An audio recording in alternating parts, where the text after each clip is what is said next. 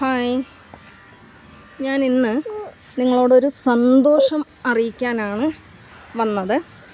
അങ്ങനെ നീണ്ട 5 മാസക്കാലത്തിന് ശേഷം എനിക്ക് യൂട്യൂബിൻ്റെ സാലറി കിട്ടിയിരിക്കുകയാണ്. യൂട്യൂബിൻ്റെ വരുമാനത്തിന് ഞാനും അർഹയായിരിക്കുകയാണ്.